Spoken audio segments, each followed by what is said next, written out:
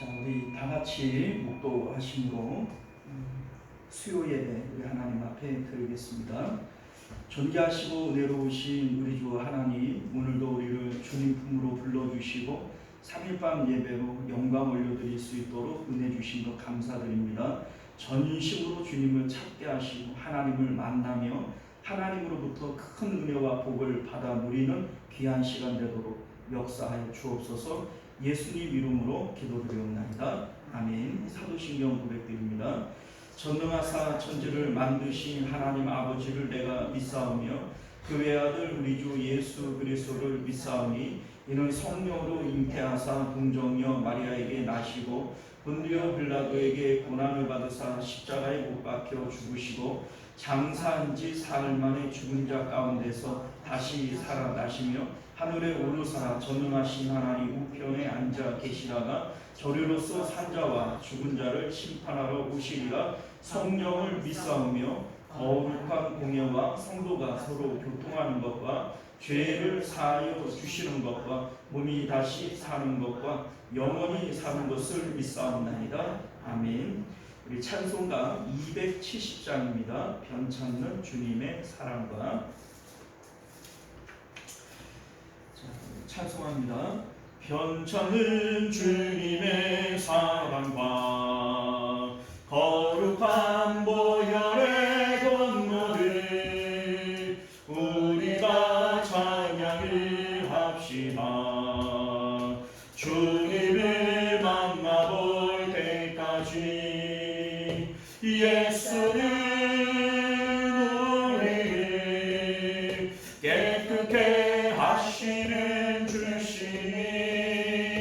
그의 피 우리를 눈보다 더 희게 하셨네. 우리를 깨끗게 한 피는 무궁한 생명의 물일세. 생명의 구원을 받은 자 하나님 찬양을 합시다. 예수는 우리를 깨끗게 하시는 주시니 그의 피 우리를 눈보다 더 희게 하셨네. 주님의 거룩한 보혈이 날마다 입으로 간증해 담대히 싸우며 나가세.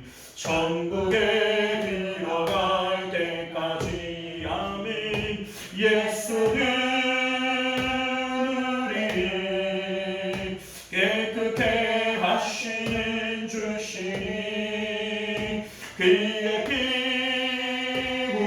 우리를 눈보다 더 희게 하셨네. 십자가 단단히 붙잡고 날마다 이기며 나가세. 머리에 면류관 쓰고서 주 앞에 찬양할 때까지. 아멘. 예수는 우리를 깨끗게 하시는 주시니 그의 피 우리를 눈보다 더 희게 하셨네. 할렐루야. 이 시간 우리 함께 기도하실 때 먼저는 예배하는 나 자신을 위해서 기도하시기를 바랍니다. 하나님, 내가 온전한 예배자가 되어져서 하나님께서 찾으시는 예배자, 하나님께서 기뻐하시는 참된 예배자가 될 수 있도록 은혜 베풀어 주옵소서. 외식으로 예배하는 자들이 아니라 신령과 진정으로 예배하는 저희들 되게 하옵소서. 기도하시기를 바라겠고요. 또 우리 환우들을 위해서 함께 기도해 주시기를 부탁드립니다.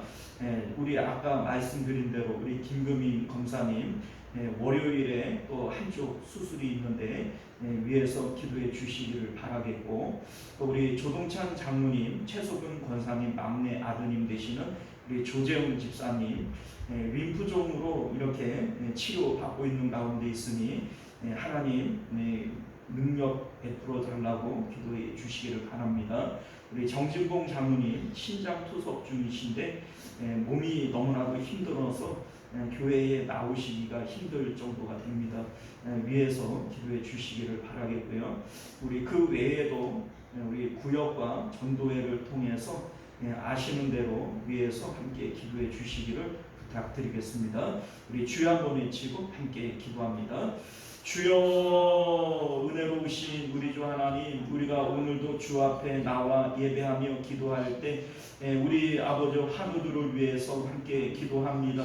아버지여, 주님께서 우리 연약한 지체들을 불쌍히 여겨 주심으로 말미암아 하나님, 우리 김금희 권사님 이렇게 아버지 한쪽 무릎을 수술을 했고, 또 아버지 다음 주 월요일에 또 나머지 한쪽을 수술해야 하는데 우리 하나님 주의 성령께서 강하게 역사하여 주시고 모든 사용하는 약과 약물들마다 효용 있게 하여 주옵시고 후유증이 남지 않는 수술이 되어지도록, 또 아버지 빠른 회복이 있을 수 있도록 주의 성령께서 친히 역사하여 주옵시기를 간절히 바라고 나옵나이다. 믿음이 이기겠다 말씀하셨사오니 그 마음 가운데 아버지 굳건한 믿음 허락하여 주셔서 하나님의 아버지 놀라우신 은혜들을 경험할 수 있는 우리 권사님 될 수 있도록 은혜 베풀어 주옵소서. 우리 하나님, 우리 조동찬 장로님, 최소근 권사님, 우리 막내 아드님 되신 우리 조재훈 집사님 이렇게 림프종으로 아버지 젊은 종인데 이렇게 고생하는 가운데 있습니다. 우리 하나님이여, 모든 사용하는 약과 약물들마다 효용 있게 하시고 치료의 모든 과정들마다 주여 기름 부어 주심으로 말미암아 빠른 회복이 있을 수 있도록 은혜를 베풀어 주옵소서. 하나님이여, 의사가 치료할지라도 참된 치유의 능력은 하나님으로부터 나오는 줄 믿사오니 주여 불쌍히 여기시고 주여 긍휼을 베풀어 주시어서 하나님의 아버지 놀라우신 은혜 가운데 아버지 주님 은혜 경험할 수 있도록 역사하여 주시옵소서. 우리 하나님 정진봉 장로님 이렇게 신장 투석 중에 아버지 몸이 너무나도 붓고 아파서 아버지 주님 몸된 교회에 출입하지 못하는 가운데 있습니다. 우리 하나님께서 불쌍히 여기시고 하나님의 은혜 가운데 붙들어 아버지 주님 정말 주님 사랑하는 마음으로 정말 예배하게 하시고 또 주님 몸된 교회에 위하여 기도하는 우리 장로님 될 수 있도록 은혜를 베풀어 주옵시기를 간절히 바라고 나옵나이다. 아버지 우리 홍영순 권사님 또 아버지 그 가족들 또 그 자녀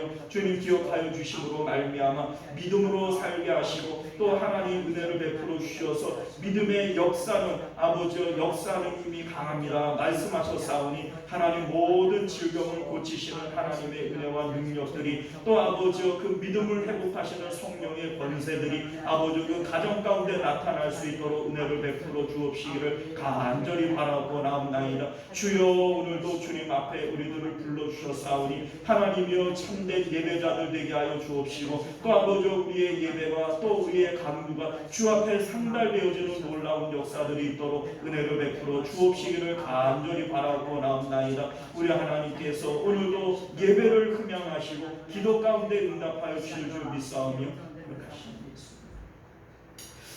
존귀하시고 은혜로우신 우리 주 하나님, 오늘도 우리를 주님 품으로 불러주시고 예배케 하시오니 참으로 감사드립니다. 예배 가운데에는 하나님이 만나주시는 역사가 있는 줄 믿습니다. 주님을 만나면 하나님 우리 기도가 응답되어지고 또 우리 삶 가운데 여러 문제들이 풀려날 줄로 믿습니다.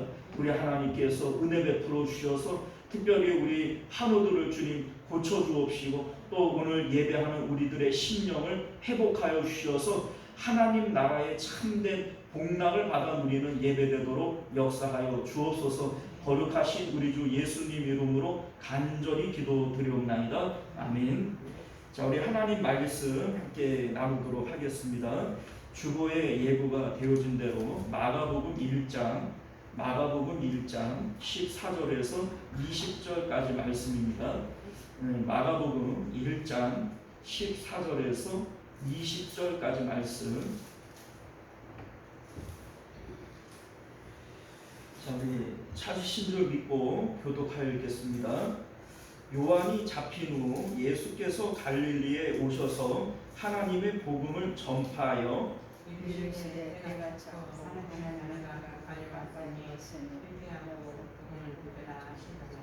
갈릴리 해변으로 지나가시다가 시몬과 그 형제 안드레가 바다에 금을 던지는 것을 보시니 그들은 어부라. 예수께서 이르시되 나를 따라오라. 내가 너희를 사람을 누가 그에게 하리라 하셨으니 곧 그물을 버려두고 따르니라. 조금 더 가시다가 세바스의 아들 야고보와 그 형제 요한을 보시니 그들도 배에 있어 그물을 딛는데 함께 있습니다. 곧 부르시니 그 아버지 세베대를 품꾼들과 함께 배에 버려두고 예수를 따라가니라. 아멘. 자, 우리 기도하겠습니다. 은혜로우신 우리 주 하나님, 오늘도 주의 말씀 앞에 섭니다. 진실한 마음으로, 정직한 마음으로 그 말씀 받게 하시고 말씀 가운데 아버지여 새 생명을 얻는 저희들 되도록 은혜 베풀어 주옵소서. 예수님 이름으로 기도드리옵나이다. 아멘. 자, 오늘 우리는요 함께 읽은 본문의 말씀을 중심으로 성령 세례자와 사람을 낚는 어부라고 하는 제목으로 하나님 말씀 함께 나누도록 하겠습니다. 성령 세례자와 사람을 낚는 어부. 우리가 마가복음을 또 같이 보고 있는데 로마서까지 우리가 봤잖아요. 로마서를 보고 또다시 이 복음서로 돌아와서 마가복음을 보면 마가복음을 이해하는 이해도가 달라집니다. 그런 의미에서 저희가 마가복음을 다시 보고 있는데 사실은 이제 여러분들 이 마가복음 우리가 이미 지나왔지만 이 말씀 이제 들어도 많이 어려웠을 거예요. 근데 로마서가 이제 교리에 대한 이론서잖아요. 로마서를 이미 이제 듣고 난 다음에 이제 마가복음을 보면 마가복음이 훨씬 더 이해가 쉽습니다. 그래서 이제 중복해서 이렇게 보는 것이 상당히 의미가 있어요. 우리 이제 앞서 말씀을 드렸지만 마가복음은 마가가 기록한 것이지만 실질적인 이제 원 기록자는 베드로다 이렇게 보는 것이 옳습니다. 왜냐하면 마가는 직접 제자가 아니기 때문에 무슨 변화산 사건이라든지 또 뭐 베드로나 또 요한이나 이런 제자들을 부르신 사건이라든지 이런 거 몰라요. 그렇죠? 그런데 어떻게 이렇게 자세하게 기록할 수 있는가?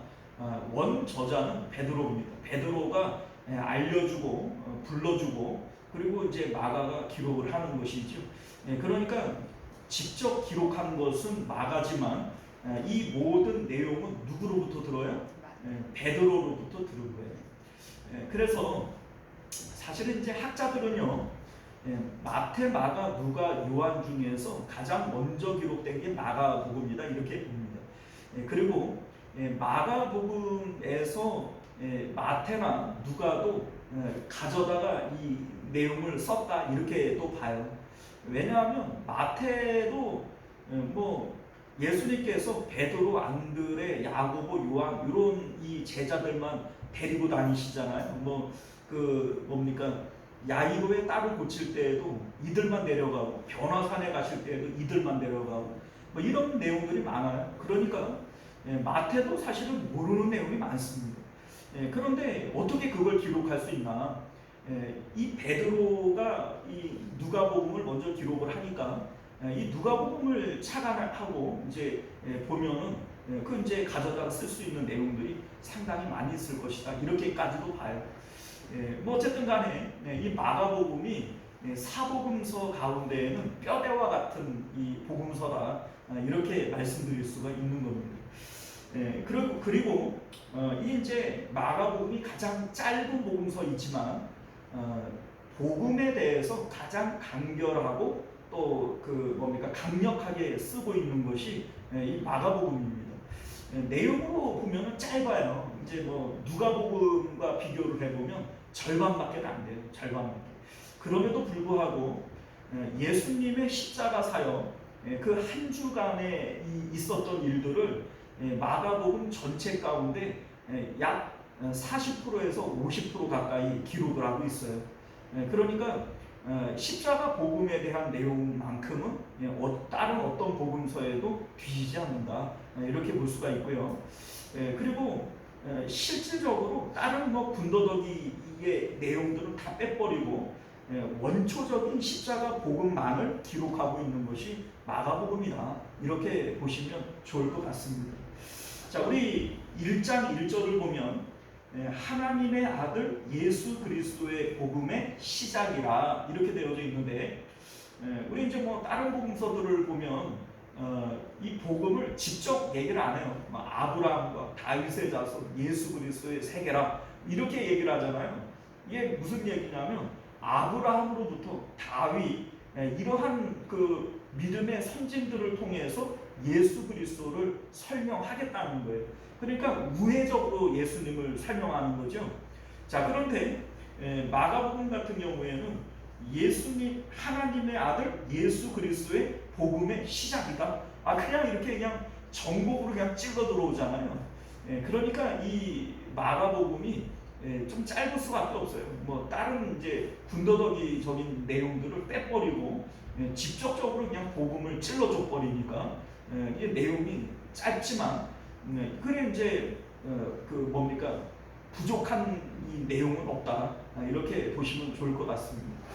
특별히 1장 1절이 의미가 있는 것은요, 이 복음에 대해서 얘기를 할 때 예수 그리스도의 복음의 시작이라 이렇게 되어져 있는데, 여기에 나오는 이 시작이라고 하는 이 단어가요, 우리 창세기 1장 1절을 보면 태초에라고 하는 단어 있잖아요.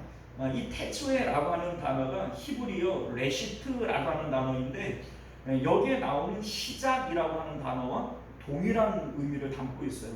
그러니까 이 1절을 다른 말로 표현을 하자면 하나님의 아들 예수 그리스도 복음의 태초라, 이렇게 볼 수가 있는 것이죠.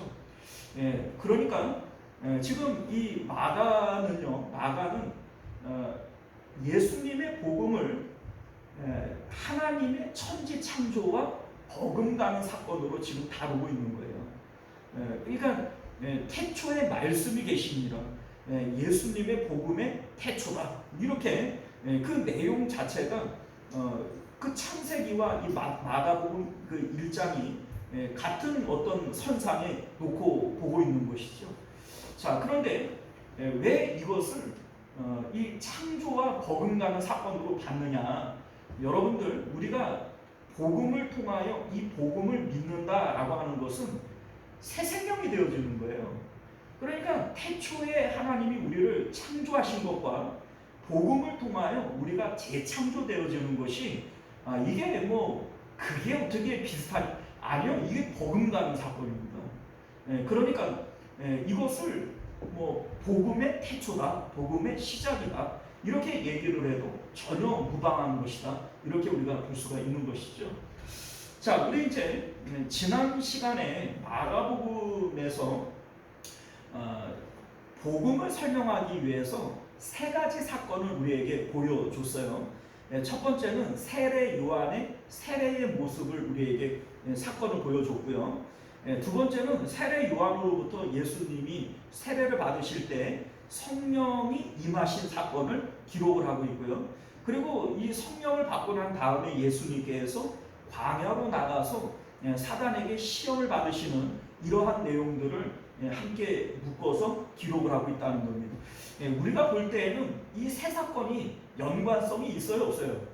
전혀 연관성이 없어 보여요. 그런데 성경에 의미 없이 기록된 것은 전혀 없습니다. 성령의 감동을 따라 기록이 되어진 것이고, 성경을 기록하는 사람이 얼마나 고민하고 또 기도하고 이 성경을 기록을 했겠어요. 그러니까 이 세 사건이 의미 없는 것을 그냥 뭐 이랬대 저랬대 그냥 뭐 사건 자체를 기록하고 있는 것이 아니라 이 내용들 자체가 유기적으로 복음이 무엇인가를 우리에게 설명하고 있는 것이라는 겁니다. 자, 첫 번째, 세례를 받잖아요. 세례 요한의 세례로부터 복음이 시작이 되어져요. 그런데 이 세례의 의미가 뭡니까? 세례는요, 물속에 들어가면서 죽는 거예요. 물 바깥으로 나오면서 사는 겁니다. 이 세례의 의미는 주님과 함께 죽고 주님과 함께 살았습니다. 십자가의 의미와 세례의 의미는 의미적으로 같은 의미를 담고 있어요. 성만찬, 우리 이제 성찬이라고 얘기하는 이 성찬도 같은 의미를 담고 있어요. 세례, 성찬, 십자가 다 같은 의미를 담고 있는 겁니다. 주님과 함께 죽고 주님과 함께 다시 사는 거, 이게 바로 복음이라는 겁니다. 자, 그리고 두 번째 사건은 뭐냐면 성령을 받는 이 이제 내용이 기록이 되어져 있죠. 자, 우리 10절 말씀을 보면 곧 물에서 올라오실새 하늘이 갈라짐과 성령이 비둘기같이 자기에게 내려오심을 보시더라, 이렇게 되어져 있는데, 여러분들 예수님의 십자가를 통해서 우리가 주님과 함께 죽고 주님과 함께 살았습니다. 이 고백과 동시에 우리에게 오시는 게 뭐예요? 성령님 아니겠어요? 아버지의 약속하신 성령님은 십자가 사역을 통해서 우리에게 임하게 되어지는 겁니다. 자, 그런데 이 성령님이 우리에게 들어올 때 성령님이 하시는 일이 뭐냐 이거예요. 뭐 하시는 분이냐? 11절을 볼까요? 하늘로부터 소리가 나기를 너는 내 사랑하는 아들이라, 이렇게 하나님이 말씀하시네요. 그리고 내가 너를 기뻐하노라, 이렇게 말씀하세요. 자, 성령님이 뭐 하시는 분이냐? 하나님이 우리를 사랑하신다라는 것을 깨닫게 하시는 분이 성령님이세요. 그리고 우리의 삶을 하나님의 기쁨 되게 하시는 분이 성령님이시라는 거예요.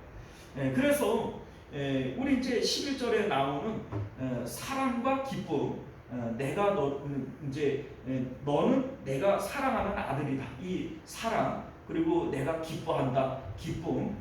이 사랑과 기쁨이 이게 이제 성령님께서 하시는 사역의 핵심이 되어지는 겁니다. 성령 받으면 마음의 기쁨이죠. 성령 받으면 나 주님의 기쁨 되기 원하네. 이 주님 위해서 살고 싶은 마음이 생겨나게 되어지는 겁니다. 자, 이게 바로 성령님이 하시는 사역이다라고 하는 것을 믿으실 수 있기를 바라요. 자, 우리 세 번째는요, 예수님께서 성령이 이끌려서 광야로 나가 거기에서 시험을 받으시는 거예요. 아니, 예수 세례 받고 성령 세례 받았으면 좋은 일이 있어야지 왜 광야로 끌고 가서 시험 받게 하느냐. 여러분들, 이 시험은 구원받는 사람만 받는 것이지 구원받지 않은 사람은 시험이 없어요. 무슨 얘기인지 아시겠죠? 자, 이스라엘 백성들도 유월절을 통하여 구원을 받고 홍해를 건너 나온 다음에 광야로 들어가요. 그리고 그 광야에서 시험을 받는 겁니다. 예수님께서도 세례를 받으시고 이 세례가 홍해를 상징하는 거예요.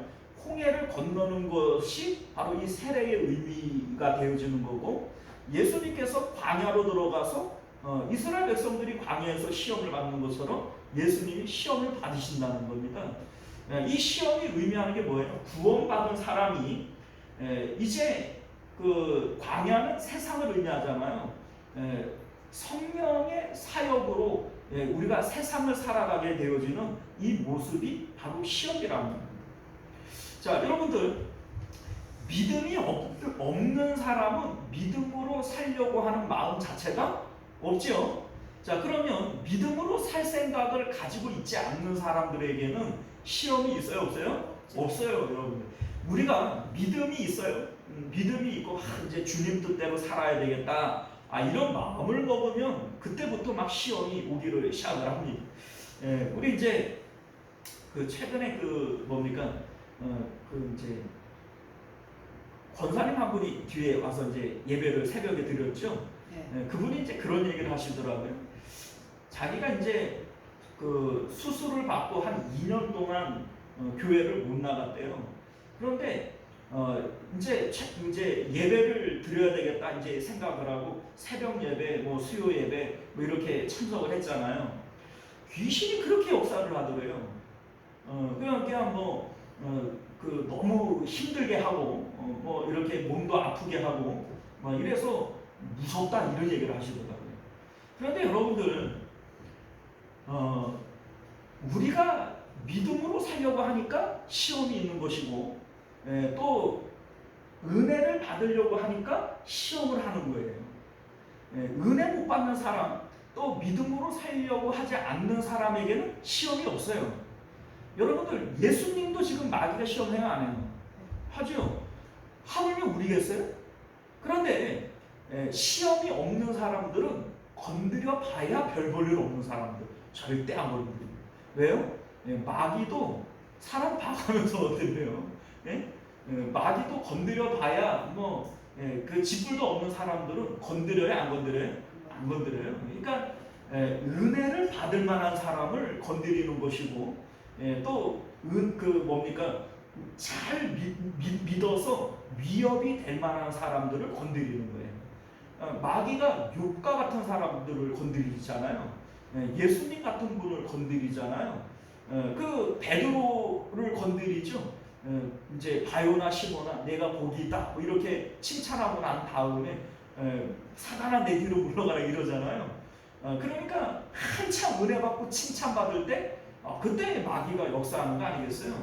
자, 그러니까 이 광야 시험이라고 하는 것은 이게 여러분들 나쁜 게 아니에요. 내가 지금 구원 받았다는 증거고 내가 지금 마귀가 볼 때 시험해 볼 만한 인간이라는 거를 지금 마귀가 나를 증명해 주는 거예요. 그러니 여러분들 인생 가운데 여러 가지 시험이 있을 때 온전히 기뻐하라. 성경이 그래 얘기를 하죠. 너희가 시험 받을 때 그거 싫어하지 말고 기뻐해라. 하나님께서 은혜 주시려고 시험하는 거니까 이 시험은 뭐 아무나 받는 것도 아니니까 그 여러분들 시험이 오는 것을 두려워하지 마시길 바랍니다. 자, 어쨌든 간에 이 세 사건이 연결성이 있죠. 세례를 받고 성령 세례를 받고 그리고 성령의 사역을 하게 되어지는 거예요. 믿음으로 살아가는 것이 성령의 사역이죠. 이게 지금 그 앞에 나오는 세 사건의 이제 테마가 되어지는 겁니다.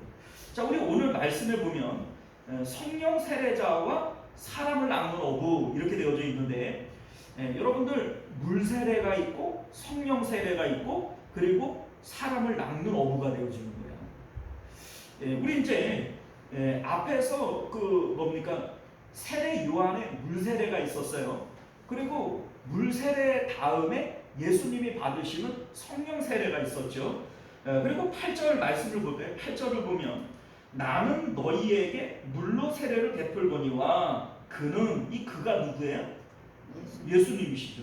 예수님은 너희에게 성령으로 세례를 베푸시리라. 자, 물 세례가 나오고 성령 세례가 나와요. 우리 이제 요한복음 8장 3장 5절을 보게 되어지면 예수님께서 니고데모에게 이런 말씀을 하세요. 어떻게 해야 영생을 얻을 수 있습니까? 이 질문에 예수께서 대답하시되 진실로 진실로 내게 이르노니 사람이 물과 성령으로 나지 아니하면 하나님의 나라에 들어갈 수 없느니라. 이런 말씀을 해요. 자, 여러분들 물과 성령으로 해요. 물로만도 안 되고 성령으로만도 안 돼요. 물과 성령으로 거듭나야 된다. 이런 말씀을 하시는 겁니다. 자, 그런데 물은 뭐고 성령은 뭡니까? 물 세례와 성령 세례를 얘기하는 겁니다. 자, 물 세례는요, 내가 말씀을 통하여 이 말씀을 받아들일 때, 아멘으로 받아들일 때 내 믿음의 고백을 따라 물 세례를 받아요. 그러니까 이 물 세례는 말씀과 연결되어지는 거예요. 말씀을 통하여 내가 믿게 되어질 때 내 믿음을 고백하는 것이 바로 물 세례잖아요. 그러니까 말씀과 물은 이제 연결성이 있는 겁니다. 자, 성령과 성령 세례도 역시 마찬가지예요. 우리 이제 물 세례의 의미가 예수님의 죽으심과 다시 사심을 의미하는 거죠. 물 세례는 죽고 다시 사는 걸 얘기하는 거죠. 자, 그러니까 내가 예수님의 십자가를 믿게 되어질 때 주님과 함께 죽었습니다. 주님과 함께 살았습니다. 자, 이 믿음을 따라서 약속하신 성령이 우리 가운데 임하게 되어져요. 이게 바로 성령 세례라고 하는 겁니다. 여러분들 불세례라고 하는 거 들어보셨죠? 불로 그 세례를 받는다. 여러분들 불세례는 물세례, 성령세례, 불세례 이게 다른 거예요. 자, 이 불세례라고 하는 것은 성령이 임하게 되어질 때 사람들이 막 방언을 하고 예언을 하고 병을 고치고 이러잖아요. 그 오순절에 성령이 임하실 때 불의 모양으로 임하죠. 이게 이제 성령 세례와 불 세례가 함께 임한 거예요.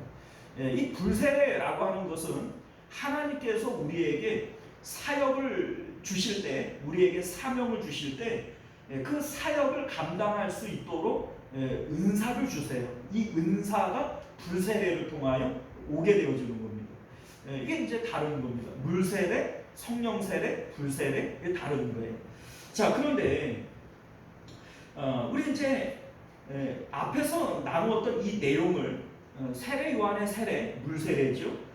예수님이 받으신 성령이 비둘기같이 이 성령 세례죠. 그리고 광야를 이제 가서 시험을 받으시잖아요. 이게 바로 성령에 의한 그 성령의 사역이 되어지는 겁니다. 성령이 예수님을 이끌고 가신 거예요. 광야로 예수님을 이끌고 가서 거기서 시험을 받게 하는 겁니다.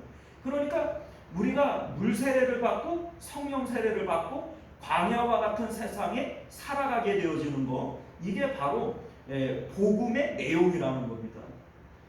그렇죠? 내가 예수님 믿고 이 물 세례죠. 그리고 성령 받고 성령 세례죠. 그리고 우리가 세상을 살아갈 때 여러 가지 시험도 있고 하나님 기뻐하는 일들도 하고 이렇게 하는 이 광야를 살아가는 이것이 바로 성령의 사역이다. 이 얘기입니다. 지금 이 내용들이 바로 이 복음이 뭐냐? 따지고 보니까 이 세 가지가 복음의 전부 아니에요. 우리가 신앙생활하는 모습의 전부를 얘기하고 있는 거 아닙니까? 자, 이렇게 지금 1장에서 이 내용을 우리에게 큰 그림으로 보여주고 있는 겁니다. 자, 그런데 오늘 말씀을 보게 되어지면 우리 17절 말씀을 보면요, 예수께서 이르시되 나를 따라오라 내가 너희로 사람을 낳는 어부가 되게 하리라, 이렇게 말씀하세요. 예수님께서 제자들을 부르시고 이 제자들이 말씀에 순종해서 예수님을 따라와요. 이게 말씀에 순종한다라고 하는 것이 사실은 이 물세례의 의미에 있는 겁니다.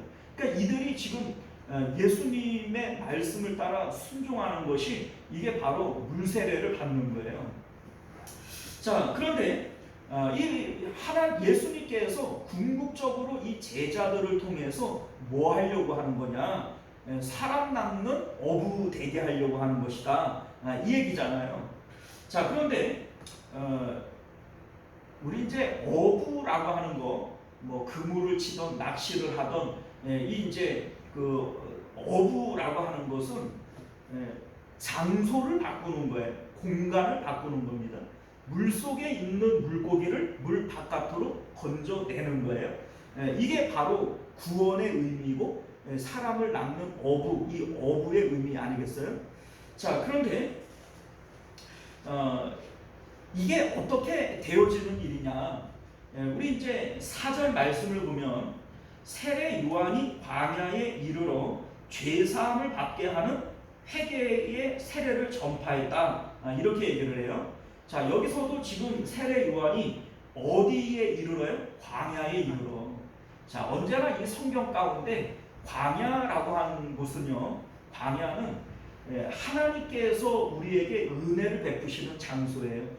그리고 우리가 나가 살게 되어지는 시험의 장소가 광야이고, 그리고 이스라엘 백성 거기서 광야이고, 다윗도 예수님 하나님께서 일부러 광야로 불러내서 광야에서 훈련하시고, 예수님도 지금 역시 마찬가지로 광야로 불러내서 이제 마귀가 시험하고, 지금 여기 이제 세례 요한도 이제 죄 사함을 받을 사람들은 광야로 나오라는 겁니다. 광야에 이르러서 거기서 지금 세례를 베풀었다. 지금 이렇게 지금 성경이 말씀하고 있는 거 아니겠어요?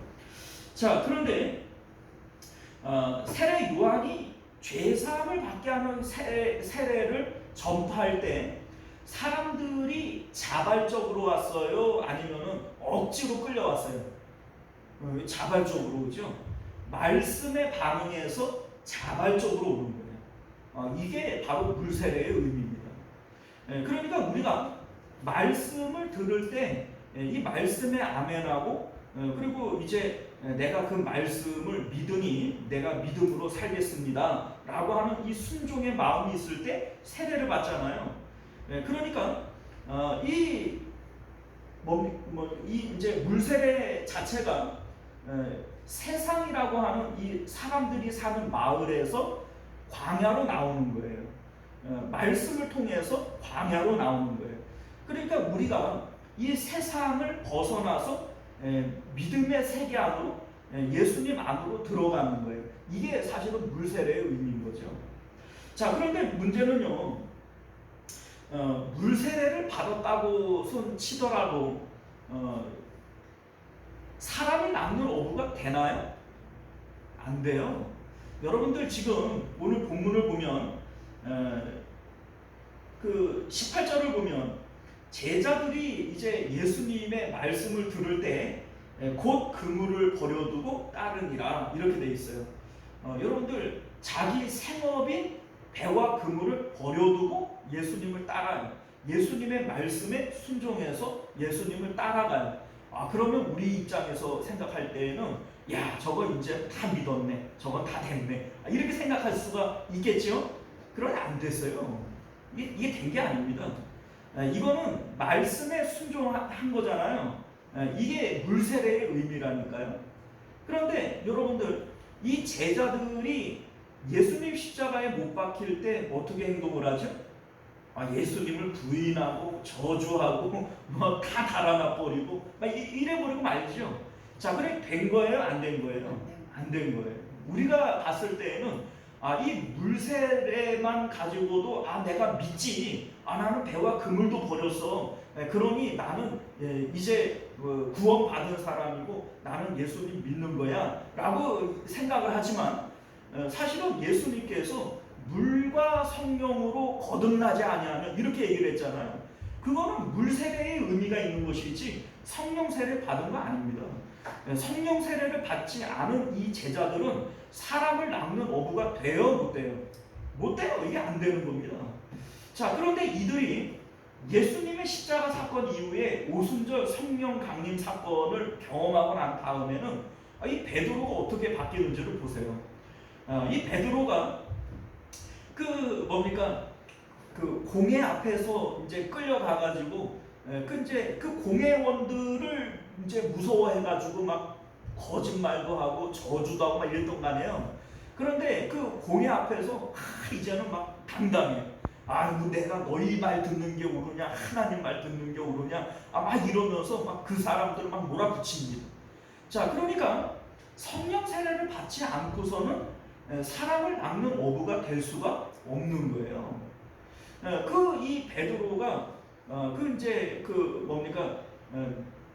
야고보를 죽이고 이제 베드로를 죽여야 하는 이제 내일이면 이제 베드로가 죽는 거예요. 이제 감옥 안에서 쇠사슬에 묶여서 이렇게 지금 있는 상황이에요.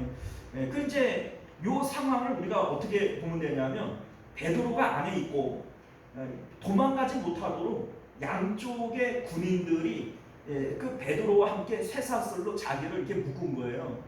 그 가운데 베드로는 이제 퍼져 자는 거죠. 자, 그런데 여러분들 내일 죽어요, 내일. 그런데 잠이 올까요? 여러분들 같은 잠이 오나요? 안 오죠. 이게 잠이 오면 이게 비정상이죠.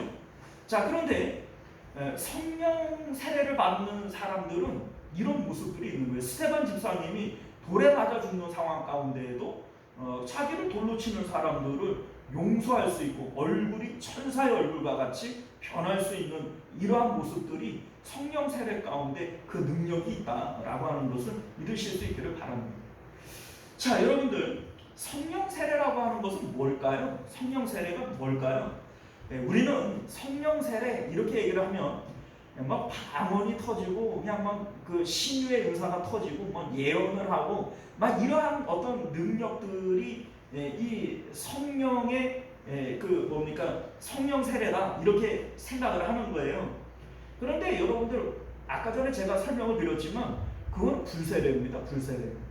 네, 그거는 성령 세례가 아니고 불세례예요. 네, 물론 이 불세례는 성령 세례와 함께 옵니다. 네, 그리고 성령 세례를 받았더라도 불세례를 받지 못한 사람들도 있어요. 네, 그러니까 불세례는 하나님이 주시는 은사가 오는 것이 이제 불세례인데 이것은 하나님이 나를 어떻게 쓸까라고 하는 사역과 관계가 있는 거예요. 사람들이 다 똑같은 은사를 받는 게 아니잖아요. 어떤 사람에게는 뭐 어떤 은사, 어떤 사람에게는 어떤 은사 이러잖아요. 이거는 하나님께서 나를 어떻게 사용하실까 이것과 관련이 있는 이 불세례는 사역과 관련이 있는 겁니다. 성령 세례는 뭐냐? 인격의 변화예요. 인격의 변화. 그러니까 구원받는 사람들은 물과 성령으로 해요. 이 물은 말씀에 대한 나의 고백이죠. 내가 믿는 거죠. 자, 성령 세례는 내 믿음에 대한 하나님의 답변이에요. 그죠? 그런데 이 성령 세례를 받게 되어질 때 나타나는 변화가 뭐냐? 인격적 변화입니다. 인격적 변화. 그러니까 막 그 불이 막 그 임하고 그 막 은사가 나타나고 그 성령 세례가 아니고 불세례라고요.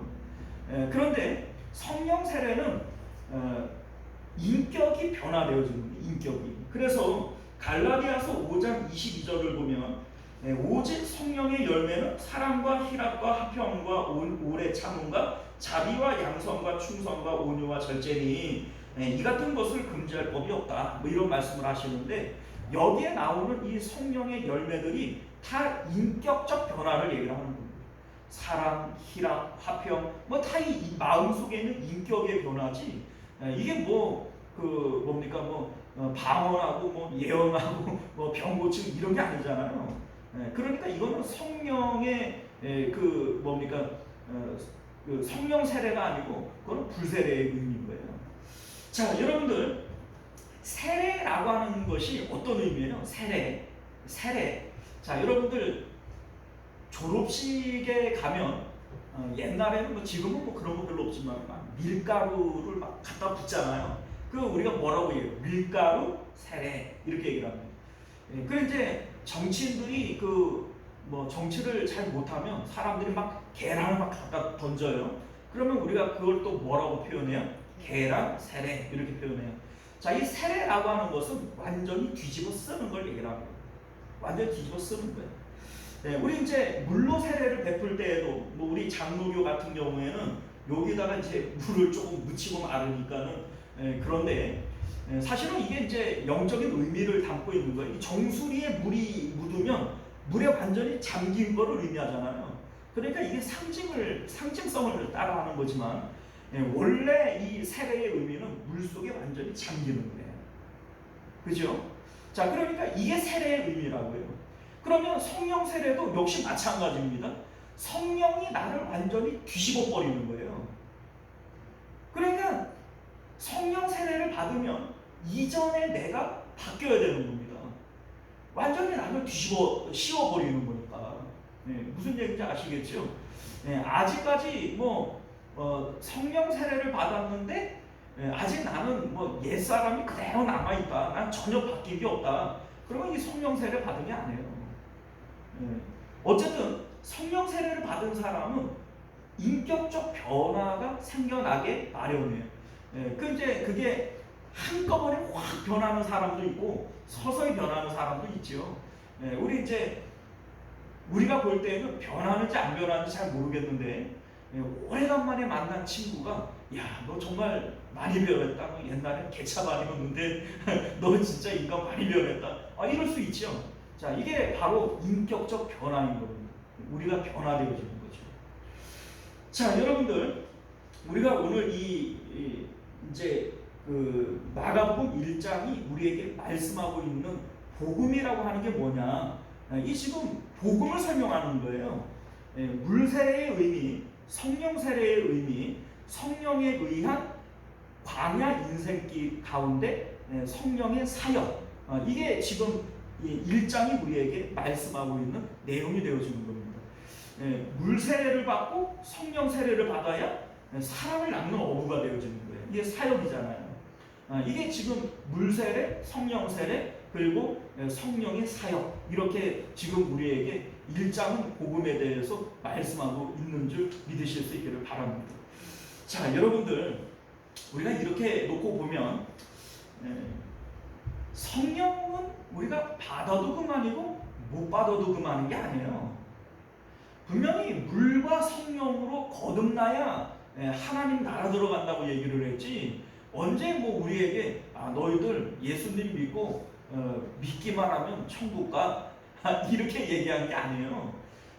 물론 이 성령 세례가 믿음을 근거로 하나님께서 주시는 겁니다. 십자가를 통하여 믿는 자들에게 하나님께서 약속하신 성령을 부어주시는 것이죠. 그런데 여러분들, 이 성령을 받지 않고서는 주님의 사역을 할 수가 없어요. 예수님께서 부활하시고 난 다음에 지금 이 제자들에게 나타나셨어요. 십자가에서 죽는 모습을 제자들이 분명히 다 봤고, 그리고 예수님이 부활하신 모습을 봤어요. 내 손과 옆구리에 이 이제 손을 넣어보고 믿는 자가 되라. 손과 옆구리를 직접 보여주시며 예수님 부활하신 것을 알려주셨단 말이에요. 그러면 이들은 믿어요, 안 믿어요? 믿지요. 아니, 그 예수님 부활한, 죽은 거 분명히 봤고 부활한 거 분명히 봤고 손과 옆구리에 못자국도 분명히 봤는데 그리고도 안 믿으면 뭐 이게 사람이에요? 그리고도 안 믿으면 이게 사람이냐고. 그죠?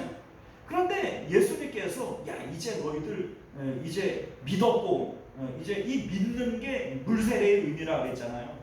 믿었다. 그러니 이제 너희들 이제 땅끝까지 복음 전해라. 이렇게 얘기를 안 했단 말이에요. 분명히 예수님이 부활하신 모습을 보여줬어요. 이제 이들은 믿어요. 분명히 믿는단 말이에요. 그런데 너희들 예루살렘 떠나지 말고 아버지의 약속하신 성령 기다려라. 이렇게 얘기합니다. 땅끝까지 복음을 전하려면, 사마리아와 땅끝까지 복음 전하라고 그랬잖아요. 그러면 땅끝까지 복음 전하려면 부지런히 나가서 전도해야 되는데, 근데 예수님께서는 가지 말라는 거예요. 가지 말고 아버지의 약속하신 성령 받고 가야 된다. 이렇게 말씀하시는 거예요. 여러분들, 물세례만 가지고 우리가 주님의 사역을 할 수 없어요. 반드시 성령 세례를 받아야 물세례, 성령 세례, 그리고 불세례의 의미가 있는 거예요. 이 세상에 우리가 사역을 하는 것은 또다시 불세례를 받아야 돼요. 물세례, 성령 세례, 불세례까지 받으셔야 됩니다. 그러니까 이 일을 위해서 우리는 날마다 기도해야 되는 거예요. 오순절에 이 제자들이 마가의 다락방에서 전혀 기도하는 데 힘썼다고 했잖아요. 오로지 기도하는 데 힘썼다고 했잖아요. 자, 그러니까 이 기도를 통해서 분명히 우리는 물세례 받았고 믿는 자들이에요. 이게 믿는다라고 하는 게 물세례의 의미라고 그랬잖아요. 그래, 우리는 믿는 자들이지만 성령을 받지 않고서는 사역할 수 없어요. 그리고 성령과 함께 불세례를 받지 않고서는 능력 있는 사역할 수 없어요. 그렇기 때문에 예수님께서는 너희들 예루살렘 떠나지 말고 성령 받아야 된다. 기도해야 된다. 아버지의 약속하신 성령 기다려라. 이렇게 말씀하신 것을 믿으실 수 있기를 바랍니다. 자, 오늘날 우리들이 정말 능력 있는 사역자들 되어질 수 있기를 바랍니다. 나이가 문제가 아니에요. 여러분들, 모세는 80세에 부름받아서 120세까지 일했어요. 그렇게 따지고 보면 여러분들 다 애기들이지 뭐. 그렇지 않아요? 갈렙은 86세에 전쟁하러 나갔어요. 여러분들 나이 핑계 대지 마세요. 문제는 능력받지 못한 내가 문제인 거지. 내가 뭐 이 나이에 하나님께 나이가 어디 있어요. 그 하나님 앞에 그런 얘기하면 건방진 거지. 그렇지 않아요? 우리가 분명히 우리는 믿는데 성령 받고 불세례 받고 그러면 하나님께서 분명히 우리를 능력 있는 종들로 사용하실 줄 믿으시기를 바랍니다. 기도하겠습니다. 은혜로우신 우리 주 하나님, 마가복음 1장은 오늘 우리에게 복음이 무엇인지에 대해서 말씀하고 있습니다. 우리 하나님, 복음은 물 세례의 의미가 있고 성령 세례의 의미가 있고 광야 인생길에서 불 세례의 의미가 있음을 우리로 깨달아 알게 하여 주옵소서. 복음이 뭡니까? 예수님의 십자가를 통해서 내가 죽는 것이고 주님 앞에 죽었다 고백하는 자들에게 약속하신 성령을 부어주시는 것이고 이제는 그 성령에 인도되어져서 광야 인생길을 하나님 기쁨을 위하여 살아가는 것이 이게 바로 복음의 삶 아니겠습니까? 오늘 1장이 우리에게 이 말씀을 하고 있는데 오늘날 우리들은 물세례의 의미에서만 멈춰서 있지는 않습니까? 물세례를 받은 것을 내가 믿으니까 나는 구원받았다, 나는 구원받았으니까 이제 됐지 뭐, 이러한 마음으로 지금 우리 신앙생활은 멈춰서 있고 정체되어져 있지는 않습니까? 오늘 성경은 우리에게 복음이라고 하는 것은 물세례를 넘어 성령 세례가 있고 성령 세례를 넘어 불세례의 의미가 있음을 우리에게 말씀하고 있음을 믿게 하여 주옵소서. 우리가 이 불세례의 영역까지 나아갈 수 있도록 주님 앞에 기도하고 매달릴 수 있는 저희들 되게 하여 주옵소서. 거룩하신 우리 주 예수님 이름으로 간절히 기도드리옵나이다. 아멘. 자, 우리 찬송가 197장 함께 찬송하시고 주기도문으로 예배를 마치겠습니다.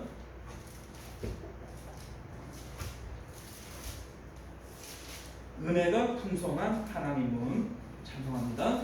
은혜가 풍성한 하나님은 믿는 자 한 사람 한 사람 어제도 오늘도 언제든지 편찮고 해 주시네. 주여 성령의 은사들을 오늘도 내려 주소서. 성령의 뜨거운 불길로서 오늘도 충만케 하소서.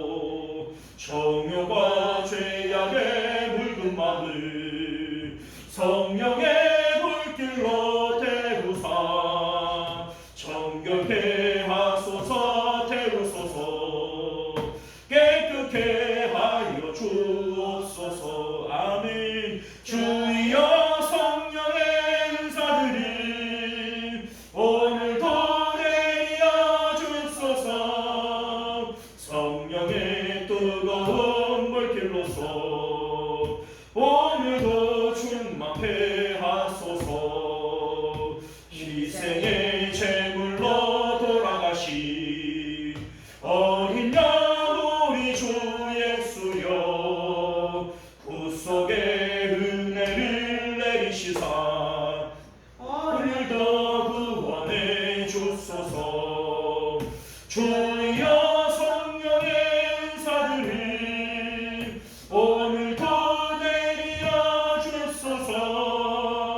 성령의 뜨거운 불길로서 오늘도 충만케 하소서.